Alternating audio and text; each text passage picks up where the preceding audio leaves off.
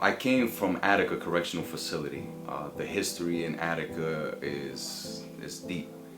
Ultimately, when it was all settled and the men were spread out to different facilities, Green Haven was where most of them were sent. And in Green Haven, this amazing thing happened. Those same like-minded individuals who were willing to fight for better conditions in prison decided to become the solution for the prison environment. We would go to the prison, we would have our meeting with the men, and then we would go out for dinner and talk, and then drive back to Yale. And it was a learning experience, I think, on all sides, and quite wonderful.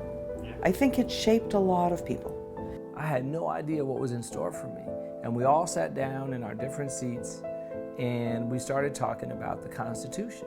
And one of the guys started talking about the 13th Amendment. Why does the 13th Amendment exempt prisoners?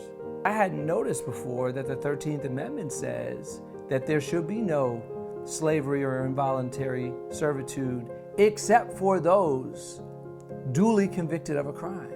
And so we had a whole conversation which mostly involved the incarcerated students teaching us about the Reconstruction Amendments.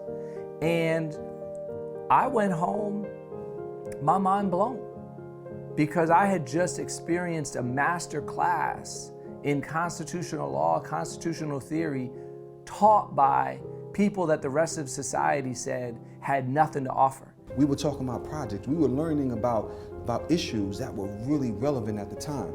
In 1996 or so, there was the Anti-Terrorism and Effective Death Penalty Act. We were studying this particular statute and looking at how it impacted us. I mean, we knew to a large extent more about many of the statutes than the law students.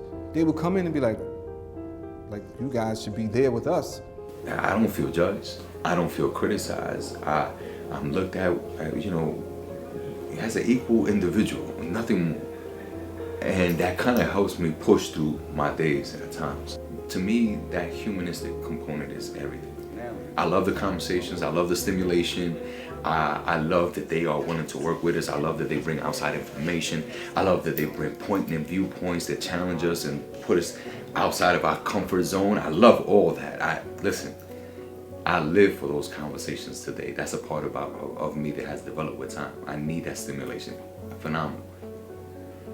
But the fact that I feel like a person around people who function outside, that is for me everything.